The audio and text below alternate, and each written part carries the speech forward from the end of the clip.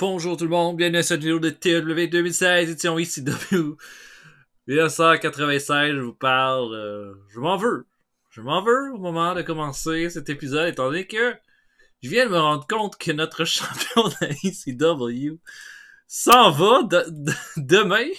J'avais jamais vu ça passer. J'ai dû le voir puis pas m'en occuper. Puis en tout cas, Chris Benoit s'en va de la ECW demain. Je vais essayer de leur signer, mais je suis vraiment un peu déconfit là. Ça vient un petit peu chambouler mes plans. En tous les cas, je verrai comment que je vais faire avec ça. Mais je viens de voir ça, là. Chris Benoit s'en va demain. Holy shit! Pas vu ça passer. En tous les cas, on a fait 2 shows lors du dernier épisode de ce mois de juillet 96. Notre premier show a fait un B-. On était devant 6756 personnes dans le Sun National Bank Arena du Tri-State. Mikey Whipwreck, Taz et Steve Austin ont battu Chris Benoit et les Public Enemy dans un combat hardcore dans le meilleur combat de la soirée. Un segment où Raven et Sandman se sont alliés pour attaquer Rob Van Dam. Rob Van Dam avait battu d'abord Psychosis. Mike Awesome avait battu Little Guido. Et les Pitbulls avaient challengé les Radicals, Dean Malenko et Pretty Saturn pour un combat au prochain pay-per-view qui est Heatwave. Ensuite, le deuxième show qui a fait un C+, devant 6578 personnes. Chris Benoit là, a fait un challenge à Taz pour le titre mondial. Perry Saturn a battu Pitbull No. 2 dans le main event. Octagon a battu La Parka. Octagon a fait ses débuts. Raven et Sandman ont battu Stevie Richards et 911 dans le meilleur combat de la soirée. Les Dudley Boys ont fait une promo sur Mikey Whipwreck et Terry Funk. En gros, Bubba Ray disait qu'elle allait s'occuper de Terry Funk et Devon va avoir sa chance pour la petite télé contre Whipwreck au pay-per-view. Ça a été le meilleur segment du show. Maintenant, on a au champion toujours Chris Benoit. Pour combien de temps? Je l'ignore. Pour combien de temps? Pour une journée, certainement. Il veut pas signer avec nous. Champion par équipe, les Pitbulls. Et le champion télé est Mikey Whipwreck. Chris Benoit s'en va. C'est terrible, ça. Vraiment, il était comme en feu, en plus, avec nous autres. Il faisait des super bons matchs. Moi, je trouve une solution. Qu'est-ce qu'il a fait? Il a-tu signé quelque part, en fait? Non, signé nulle part. En tous les cas, on verra après-demain. Là. Donc, pour le prochain show, on va avoir un combat tag team Taz et Terry Taylor contre Chris Benoit et Mustafa. Je pourrais pas faire ce combat-là, possiblement. Donc, on verra. Peut-être que je devrais l'ajuster. En tous les cas, ça aurait été supposé être ça, notre main event. On donnait un spot de main event à Terry Taylor et Mustafa qui ont pratiquement rien eu depuis longtemps. Donc, je vais avancer, puis on va voir ce que je peux arranger. Ok, donc là, Chris Benoit est parti et il est pas du tout intéressé à revenir avec nous. Ça, c'est vraiment de la merde.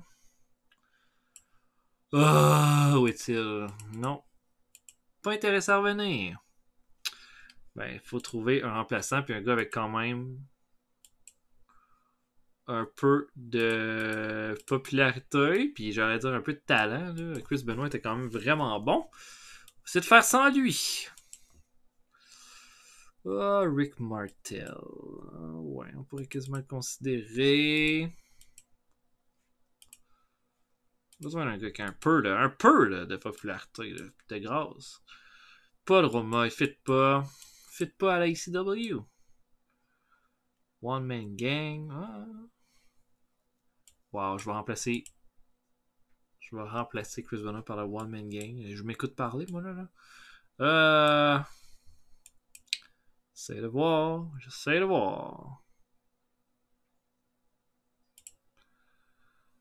Matt Bourne. C'est pas mauvais, Matt Bourne. Du charisme. Encore en forme. Je suis prêt à considérer Matt Bourne. Ludwig Burga. Non. Ça a d'avoir Landstorm. Il va faire des tournées classées WWE.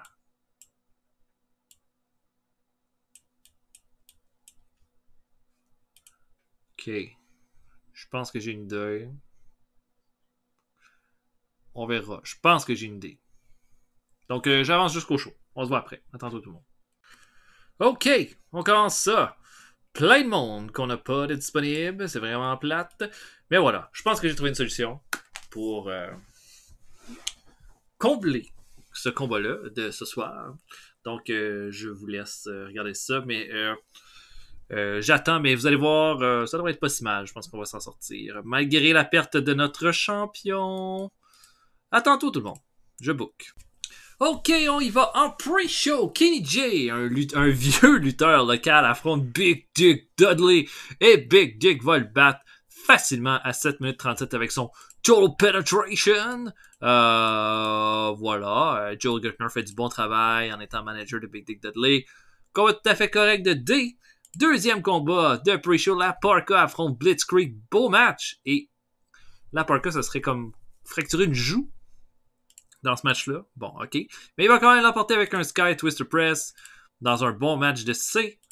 Je sais pas si c'est une grosse blessure, mais en tout cas, on commence le show alors que Steve Austin s'en prend au Vampire Warrior. Dans un bon start de B-, Steve Austin va faire son stunner à 13 minutes 8 pour l'emporter dans une belle victoire. Le Vampire Warrior va améliorer son Rumble Skill et son Performance Skill avec ce beau petit match. Et voilà, bon B-. Et après le combat, les Public Enemies vont se pointer au ring, là, pas impressionnés par Austin. Et puis, ils vont dire que Austin les a humiliés il y a 2 semaines dans le Six-Man Tag, puis qu'il n'y a personne qui a le droit d'humilier les Public Enemies, et puis qu'il va y avoir un Hell to Pay, qu'il se trouve un partenaire, puis il va devoir affronter les Public Enemies. Steve Austin regarde les Public Enemies avec du dégoût, il dit Hell to Pay, je veux dire, vous êtes qui vous autres, là? Vous êtes 2 losers, depuis que vous avez perdu vos titres par équipe, là, vous faites juste là, perdre dans toutes les situations. Là. Je sais pas si vous êtes des partenaires, 2 petites sœurs ou juste 2 amants là, qui sont pas capables de s'entendre en ce moment. Là. Ben, il y a une affaire. J'ai pas besoin d'aucun partenaire pour vous botter le cul à toi, puis à toi. Puis si vous voulez un combat, ben ça va être toute seule contre Stone Cold Steve Austin que ça va se faire. Un excellent B pour ce segment-là. Bill Alfonso a beaucoup aidé Johnny Grunge et Rocco Rock durant ce match.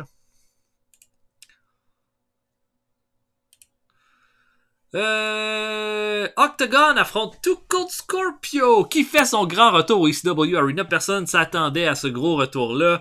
Et on va se ramasser avec un bon combat de B-. Scorpio va faire son tumbleweed à Octagon et il ne va montrer aucun respect pour Octagon. Il va le prendre et va le lancer en bas du ring après sa victoire. Scorpio est de retour et il est plus arrogant que jamais. B- pour ce bon match. Et notre main event, le pire combat de la soirée, malheureusement. Taz arrive avec Terry Taylor, il attend son adversaire, Mustafa arrive, et finalement, c'est Terry Gordy Bam Bam qui fait son retour au ECW Arena, lui qui a quand même subi quelques grosses défaites dernièrement, et qui va arriver là comme un vrai sauvage dans ce combat-là. Et là, bon, ça va être un match. Mustafa et Terry Gordy, ça n'a pas une grosse chimie ensemble, visiblement, mais au final, Terry Gordy va faire un powerbomb à Terry Taylor à travers une table pour terminer le combat. Et là, Gordy a l'air d'être prêt. Hein. Tu sais, comme il demande à Taz, hein, on va se battre pour la ceinture, toi puis moi. Et Taz est là, ouais, anytime. Et au moment où est-ce qu'il arrive, une musique se fait entendre et Abdullah le Butcher arrive au ring. Et là, tout le monde est comme tout le monde a un peu peur. Et pouf, il sort sa fourchette, attaque Taz et Gordy et Abdullah Butcher s'en prennent à Taz pour terminer le show. Il va lui faire son elbow drop. Gordy va lui refaire un autre powerbomb et ça va se terminer là-dessus. Abdullah fait donc ses débuts à la ECW. On fait un show de C+. À mon avis, ça va aller plus que ça parce que c'est notre main event peut-être a gâché ça. Je sais pas. Peut-être. Oh.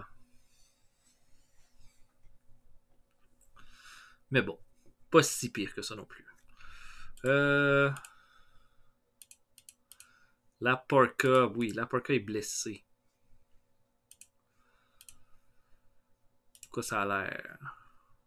23 jours, il va lutter un peu moins bien. Bon, c'est plate ça, hein? Ok. Il faut donner une gimmick à Octagon.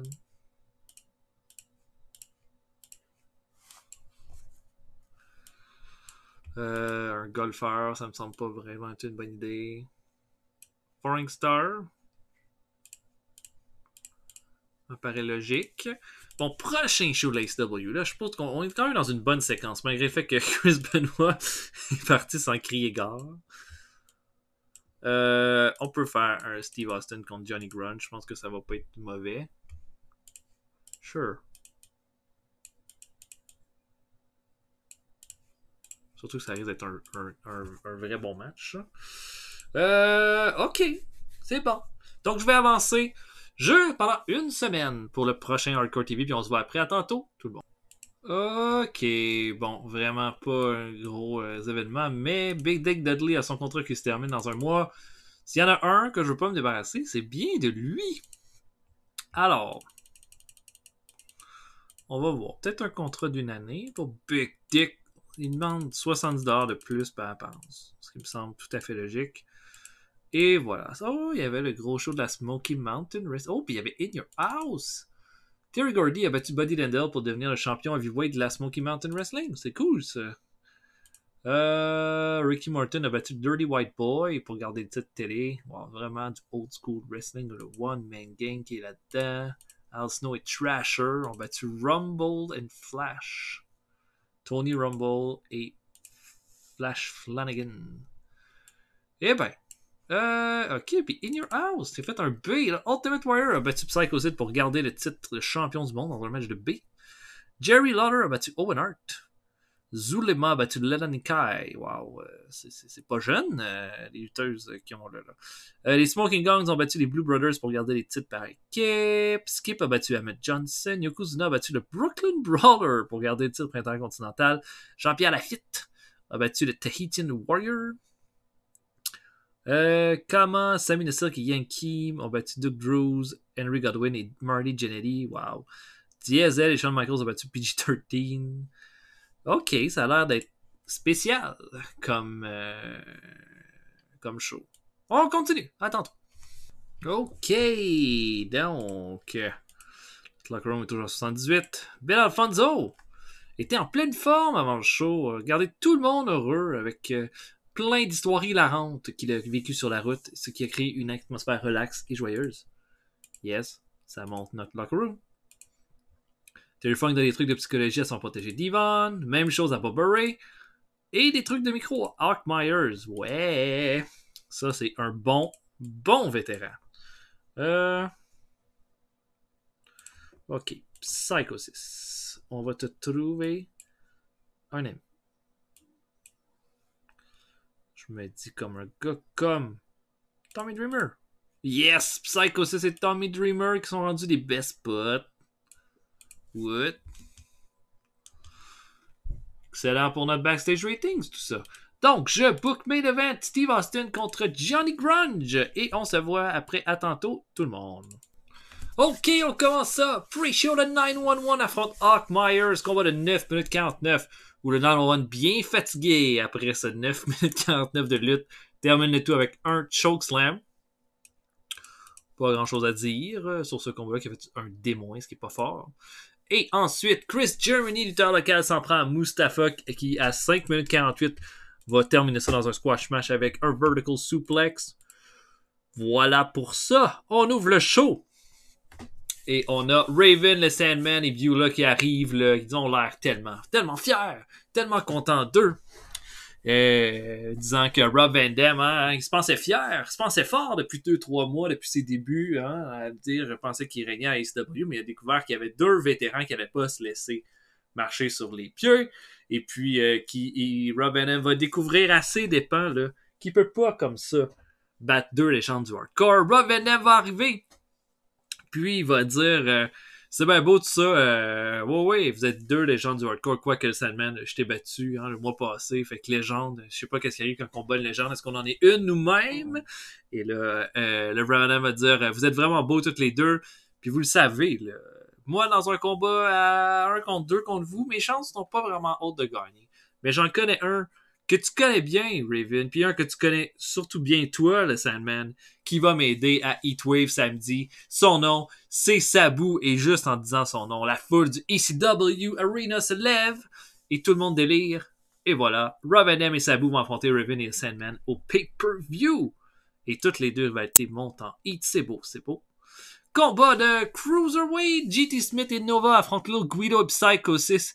Et dans un gros upset, Nova va faire un moonsault sur Guido pour terminer le combat. Et Psychosis va être furieux. Furieux, il va dire à Nova, il le pointe, comme pour lui dire, je vais t'attraper, toi. Et va ensuite donner un bon kick dans la gueule de Lil Guido pour avoir reçu le pin. Psychosis n'est pas content. Ensuite, Terry Funk affronte Jason Knight. Une question de mettre Funk en avant en plan, vu qu'il va affronter Bubba Ray Dudley au pay-per-view. Funk va faire un Funkersault, donc un autre Moonsault pour terminer le combat à 10 minutes 41. Et termine ce combat-là dans un bon match de B-, mais B de performance pour Terry Funk. Et notre main event, Steve Austin affronte Johnny Grunge. Bon combat de B avec Rocco Rock qui va vouloir intervenir et qui, malheureusement, va frapper son partenaire avec une chaise. Grunge va recevoir le Stone Cold Stunner. Et là, on pense que du côté voyons... après le combat, là, alors que Grunge est pas content, il va pas perdre une seconde. Et les deux Public Enemies vont sauter sur Steve Austin. Et qu'est-ce qui va arriver ensuite? C'est qu'ils vont placer Steve Austin à travers une table en bas du ring. Ils vont faire un drive-by du ring apron jusqu'à Austin en bas du ring. Et on va terminer ça là-dessus. Austin qui se fait laminer par les Public Enemies. B- pour ce show-là. Et bon show! Bon show, on a été solide là-dessus. Notre meilleur combat, comme prévu, ça a été Austin contre Johnny Grunge. On augmente de popularité dans 3 régions. Et on va être prêt pour le PPV. Oh, Hardcore TV a fait .18. C'est notre plus grosse cote d'écoute depuis le début. Et je vois une affaire nouvelle. CWE qui va offrir un contrat à Taz. Ça me fait chier. Parce que la CWE, là, ils luttent exactement. Ils ont leur show exactement en même temps que nos shows. Déjà là, le John Hawk, le John Layfield, il est bien populaire là-bas. Oh non. Ce serait vraiment terrible si on avait à pas l'avoir pendant nos shows. Oh, que c'est pas facile. Oh là là. Bon, Heatwave.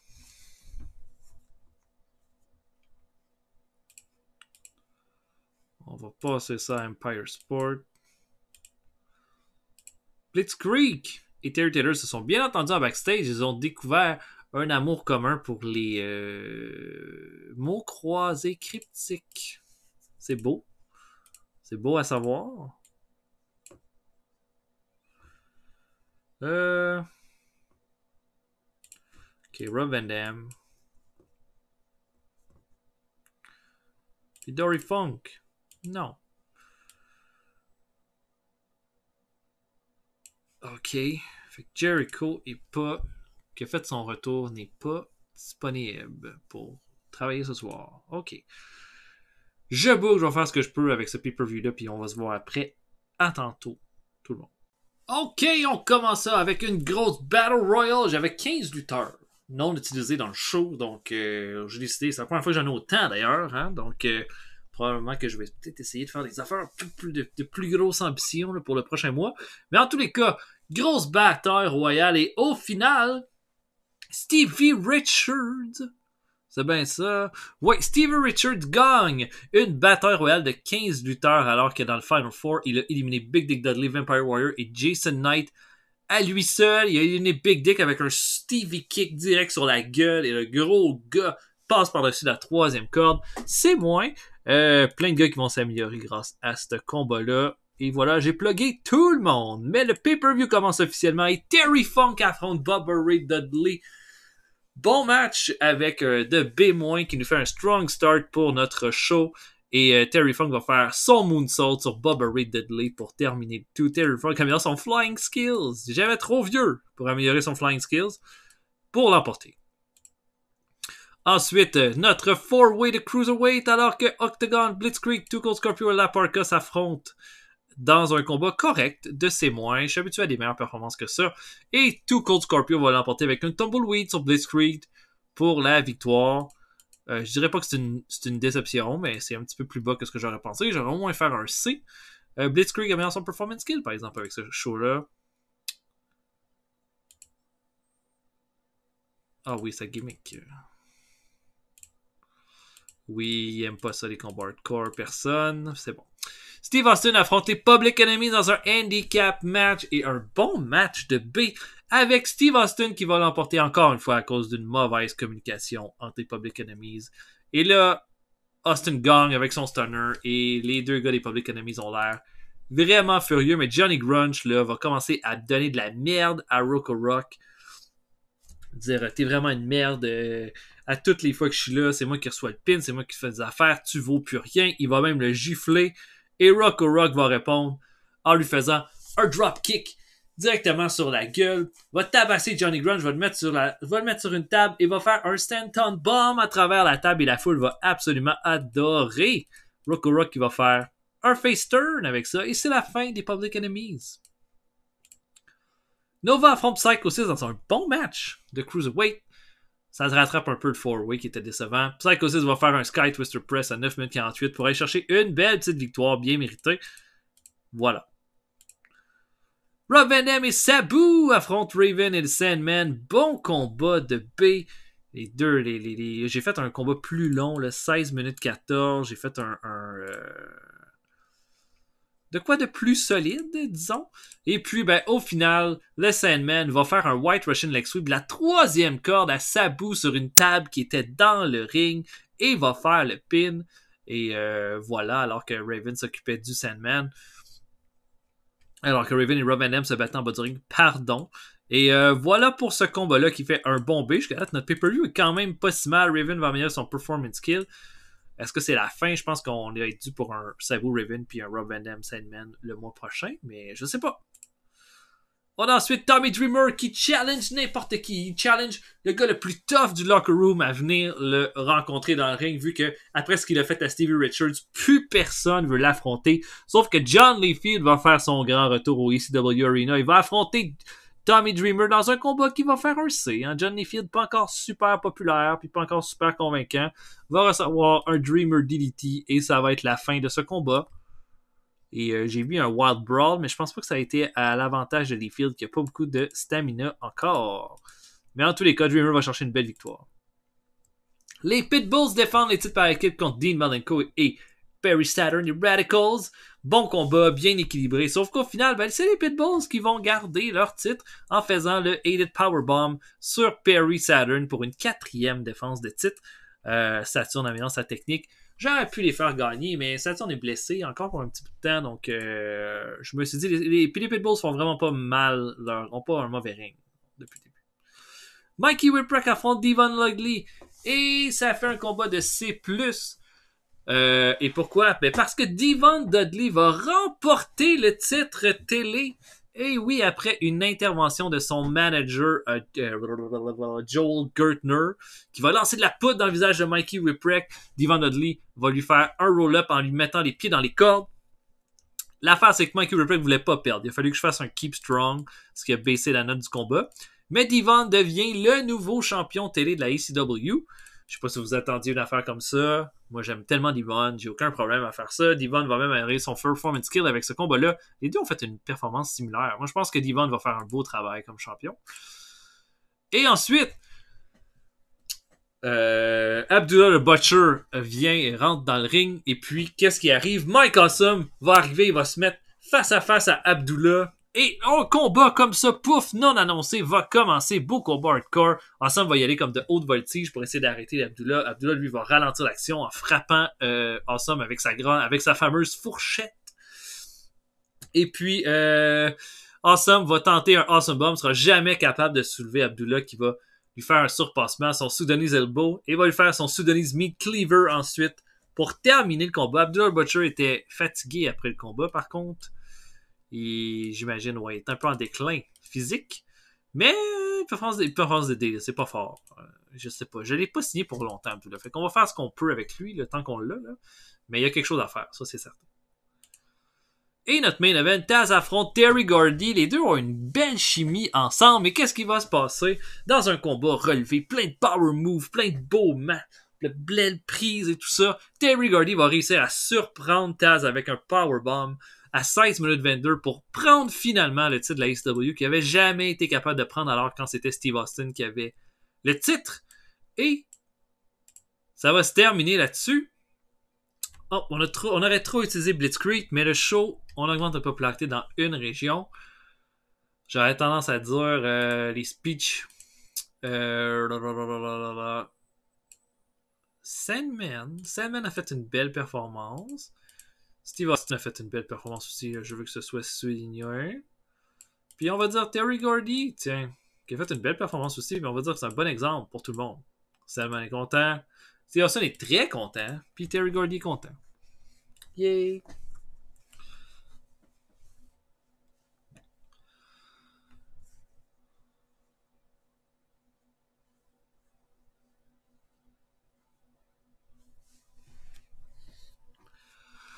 Ok, fait que Heatwave. On avait 10 000 personnes, le show était awesome. 0.15 de ratings pour le Sabu et Devil Warrior ont besoin d'un break. Ok. Oh, ça serait bien. Je pense que le fait que Taz reçoive une offre à la CWA, c'est ce qui a influencé le fait qu'on n'y a pas donné de titre, en fait, dans ce combat-là. Mais voilà! Prochain épisode, on va regarder qui on pourra signer de plus pour le prochain mois. Puis, ben, sinon, laissez des commentaires, likez la vidéo si vous avez apprécié. Puis pour le reste, on va se voir pour un prochain épisode bientôt. Salut tout le monde, à la prochaine.